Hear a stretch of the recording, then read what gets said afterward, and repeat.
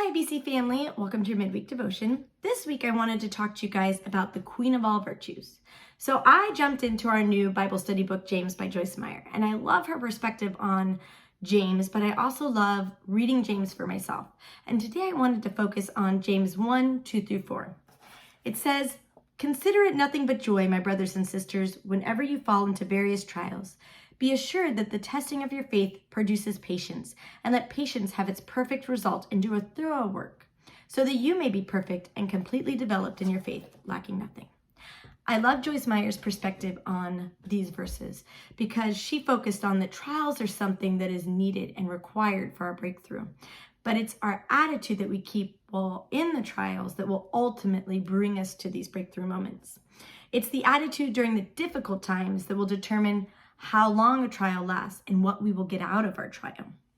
And I love this quote from the book. It said, "We can waste our pain or we can let it become our gain." And when I read that quote, I immediately thought of sports.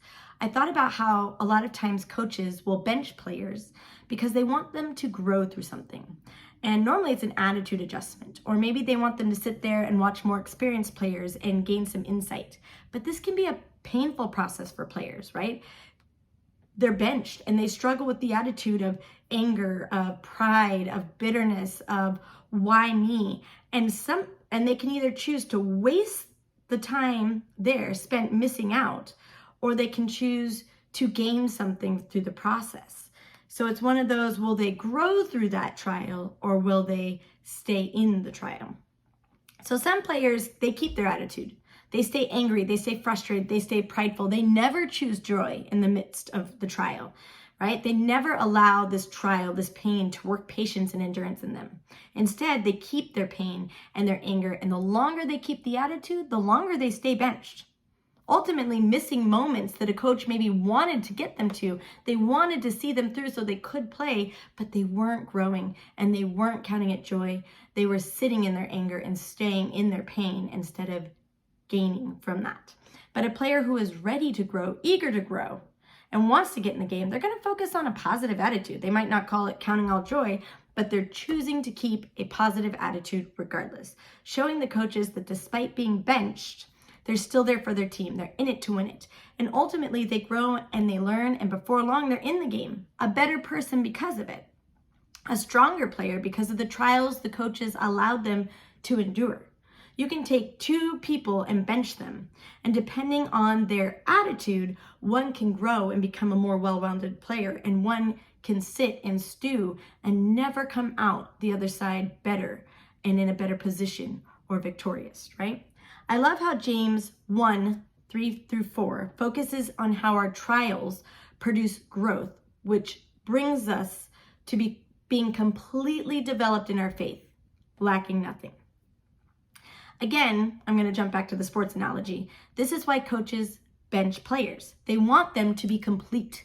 They want them lacking nothing, right?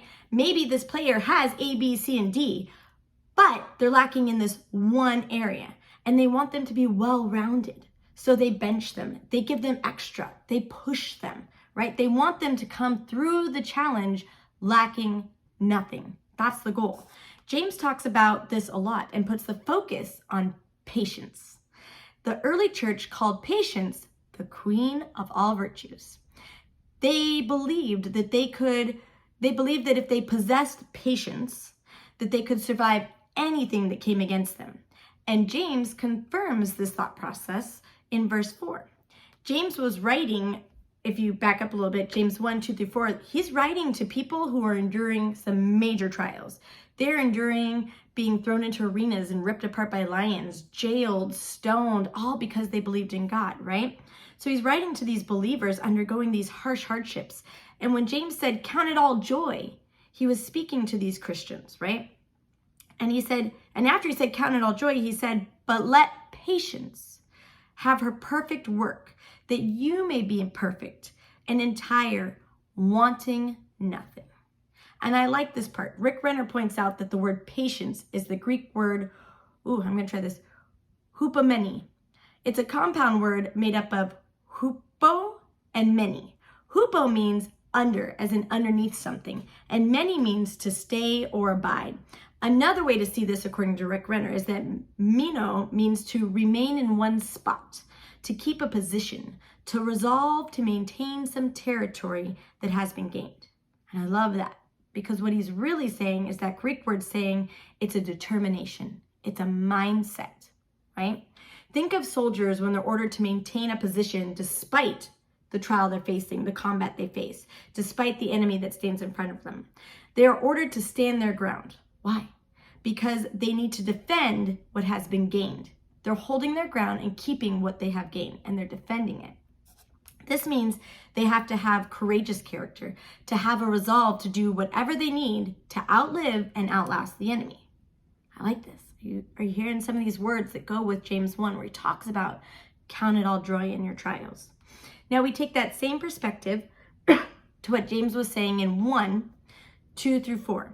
So we need to have joy as we go through trials and exhibit patience, or hupomeno.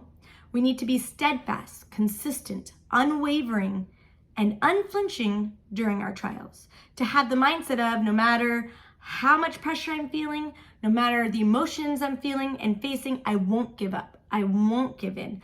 I will keep my joy, right? Rick Renner discussed how other scholars translated that word patience, or hupomeno, as staying power, as hang in there power. It holds out, holds on, and outlasts. I love that. So after hearing all of that and learning some of that stuff about the word patience, let's reread James 1, 2 through 4 with its full definition.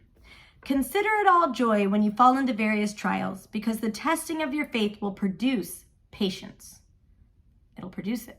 That's why you count it joy. Because you can let patience have her perfect work. I'm talking about the kind of attitude that hangs in there, never giving up, refusing to surrender to obstacles, and turning down every opportunity to quit. And then you will be perfect and entire, lacking nothing. I mean, wow. No wonder James says, count it all joy, because you're about to grow in such a way that you will get to cultivate the queen of all virtues, patience.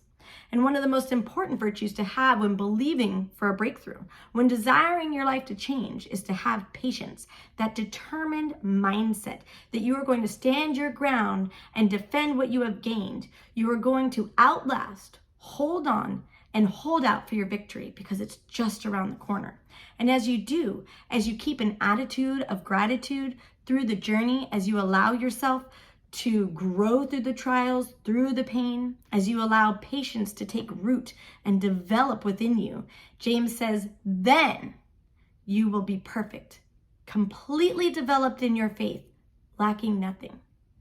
So when a coach benches a player, once they see the full process, they come out of it, now they're ready to go back in the game and be a complete player, right?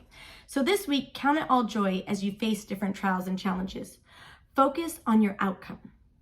Joyce Meyer said, let me encourage you to always focus on the strength you are gaining rather than the opposition you are facing. So as our week continues, thank God for what he is weeding out of us, what he is producing in us, so that we can then share and help those around us. I hope that encouraged you this week to count it joy despite what you face, because you're cultivating so much in your life and you will come out of it a more well-rounded player, right? You're going to come out of it lacking nothing. Have a great week. Bye.